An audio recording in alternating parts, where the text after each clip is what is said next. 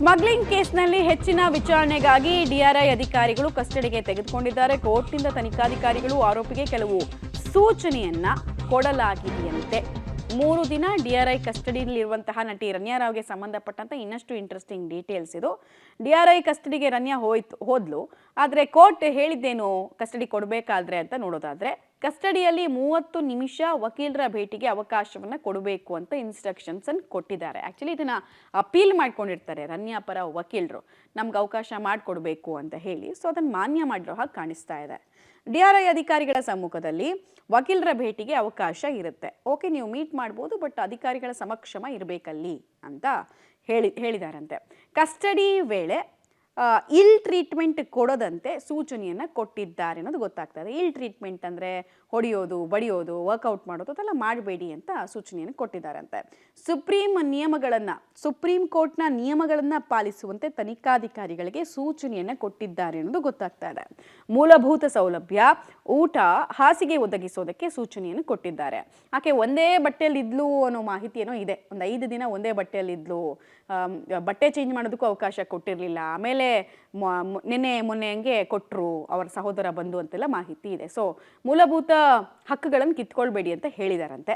ಆರೋಪಿಗೆ ನಿತ್ಯ medical checkup ಅನ್ನು ಮಾಡಿಸಬೇಕು ಅಂತ ಹೇಳಿದ್ದಾರೆ. ಸಾಮಾನ್ಯವಾಗಿ ಕಸ್ಟಡಿನಲ್ಲಿರುವಂತಹ ಅಕ್ಯೂಸ್ ಯಾರಿರ್ತಾರೆ ಅವ್ರಿಗೆ ಪ್ರತಿ 24 ಗಂಟೆಗೆ ಒಂದ್ಸಲ ಚೆಕಪ್ ಆಗುತ್ತೆ.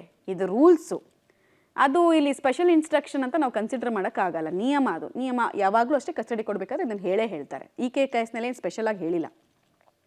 ತನಿಖೆಗೆ ಸಹಕರಿಸಬೇಕು, ಇಲ್ಲದೇ ಇದ್ರೆ ಕಸ್ಟಡಿ ವಿಸ್ತರಣೆ ಆಗತ್ತೆ ಅಂತ ಆರೋಪಿಗೂ ಕೂಡ ಕಿವಿ ಹಿಂಡೋ ಕೆಲಸವನ್ನು ಕೋರ್ಟ್ ಮಾಡಿದೆ. ಅಧಿಕೃತ ಕಚೇರಿ ಅವಧಿಯಲ್ಲಿ ವಿಚಾರಣೆ ನಡೆಸುವಂತೆ ಸೂಚನೆಯನ್ನು ಕೊಟ್ಟಿದ್ದಾರೆ. ಆರೋಪಿ ಮೇಲೆ ಒತ್ತಡವನ್ನ ಹೇರದಂತೆ ಅಧಿಕಾರಿಗಳಿಗೆ ಸೂಚನೆಯನ್ನು ಕೊಟ್ಟಿದ್ದಾರೆ. ವಕೀಲರು ಜಾಮೀನು ಬೇಕು ಅಂತ ಕೇಳಿರ್ತಾರಲ್ಲ, ಸೊ ಆ ಟೈಮ್ನಲ್ಲಿ ಹೇಳಿರ್ತಾರೆ ತಪ್ಪು ಒಪ್ಕೊಳ್ಳುವಂತೆ ಒತ್ತಡ ಹಾಕ್ತಾ ಇದ್ದಾರೆ, ಇಲ್ ಟ್ರೀಟ್ಮೆಂಟ್ ಮಾಡ್ತಿದ್ದಾರೆ ಅಂತೆಲ್ಲ ಹೇಳಿದಾಗ ಹಂಗೆಲ್ಲ ಮಾಡಬೇಡಿ ಅಂತ ಹೇಳಿದಾರಂತೆ. ಡೀಟೇಲ್ಸ್ ಕೊಡ್ತಾರೆ ಉಮೇಶ್. ಡಿಆರ್ಐ ಅಧಿಕಾರಿಗಳ ಕಸ್ಟಡಿಯಲ್ಲಿ ಏನೆಲ್ಲ ಅಂಶಗಳು ಈಗ ಗೊತ್ತಾಗ್ತಾ ಇದೆ ಅಂತ.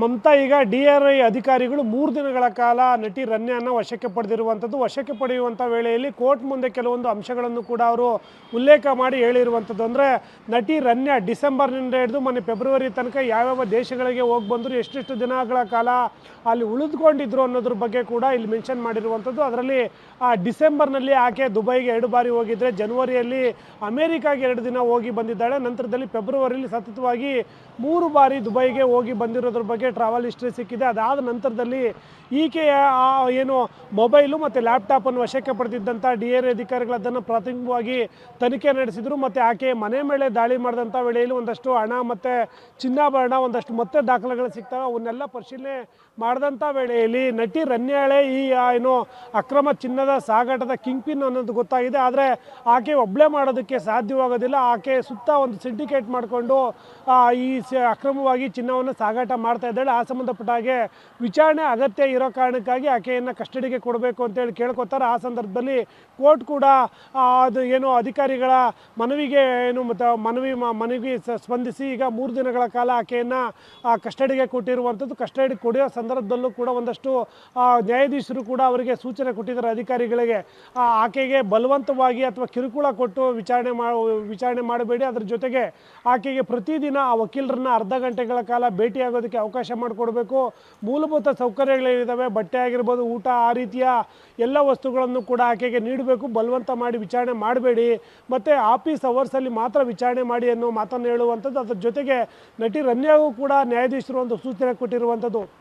3 ದಿನದ ವಿಚಾರಣೆಯಲ್ಲಿ ಅಧಿಕಾರಿಗಳ ವಿಚಾರಣೆಗೆ ಸೂಕ್ತವಾಗಿ ಸ್ಪಂದಿಸಬೇಕು. ಒಂದು ವೇಳೆಯಲ್ಲಿ ಏನಾದರೂ ಸ್ಪಂದನೆ ಮಾಡದೇ ಇದ್ದರೆ ಮತ್ತೆ ಏನು ಅವಧಿ ವಿಸ್ತರಣೆ ಮಾಡಬೇಕಾಗುತ್ತೆ ಅನ್ನೋ ಸೂಚನೆ ಕೂಡ ಕೊಟ್ಟು ಈಗ ಅಧಿಕಾರಿಗಳಿಗೆ ವಶಕ್ಕೆ ನೀಡಿರುವಂಥದ್ದು. ಈಗ ಅಧಿಕಾರಿಗಳು ಕೂಡ ಇಲ್ಲಿವರೆಗೂ ಸಿಕ್ಕಿರುವಂಥ ಪ್ರಾಥಮಿಕ ದಾಖಲೆಗಳ ಆಧಾರದ ಮೇಲೆ ಈಗ ರನ್ಯಾನ ವಿಚಾರಣೆ ಮಾಡಬೇಕಾಗುತ್ತೆ. ವಿಚಾರಣೆ ವೇಳೆಯಲ್ಲಿ ನಟಿ ರನ್ಯಾ ಈ ದೇಶಗಳಿಗೆಲ್ಲ ಹೋಗಿ ಚಿನ್ನಾಭರಣ ತೆಗೆದುಕೊಂಡು ಬಂದಿದ್ದು ಹೇಗೆ, ಅಲ್ಲಿಗೆ ದುಡ್ಡು ಸಾಗಾಟ ಮಾಡಿದ್ದು ಹೇಗೆ, ಮತ್ತು ಯಾರಿಗೆಲ್ಲ ತಂದುಕೊಡ್ತಾ ಇದ್ಲು ಅನ್ನೋ ವಿಚಾರಗಳು ಕೂಡ ಈಗ ಹಂತವಾಗಿ ಹೊರಗಡೆ ಬರಬೇಕಾಗುತ್ತೆ. ವಿಚಾರಣೆ ನಂತರವೂ ಅಷ್ಟೇ ಈ ಸಿಂಡಿಕೇಟ್ನಲ್ಲಿ ಬೇರೆ ಯಾರೆಲ್ಲ ಇದ್ದಾರೆ ಅನ್ನೋ ವಿಚಾರಗಳು ಹೊರಗಡೆ ಬರಬೇಕಾಗುತ್ತೆ. ಮಮತಾ. ರೈಟ್, ಧನ್ಯವಾದ ಉಮೇಶ್ ತಮ್ಮೆಲ್ಲ ಮಾಹಿತಿಗಾಗಿ. ಸೊ ಸದ್ಯಕ್ಕೆ ತನಿಖೆ ನಡೆಸ್ತಾ ಇರುವಂತಹ ಅಧಿಕಾರಿಗಳಿಗೆ ದೊಡ್ಡ ಸವಾಲು ಆಕೆಯ ಬಿಹೇವಿಯರ್ ಆದಂಗೆ ಕಾಣಿಸ್ತಾ ಇದೆ. ಬಿಕಾಸ್ ಎಲ್ಲದಕ್ಕೂ ಕೂಡ ಆಕೆ ಅಪೀಲ್ ಮಾಡ್ಕೊಳ್ತಾ ಇದ್ದಾರೆ, ಅಂದ್ರೆ ಆಕೆ ಪರ ವಕೀಲರು ಅಪೀಲ್ ಮಾಡ್ಕೊಳ್ತಾ ಇದ್ದಾರೆ. ಸೊ ಸವಾಲಿನ ಮಧ್ಯೆ ಪ್ರಕರಣವನ್ನ ಹೇಗೆ ಭೇದಿಸ್ತಾರೆ ಅನ್ನೋದನ್ನ ನೋಡ್ಬೇಕಾಗತ್ತೆ.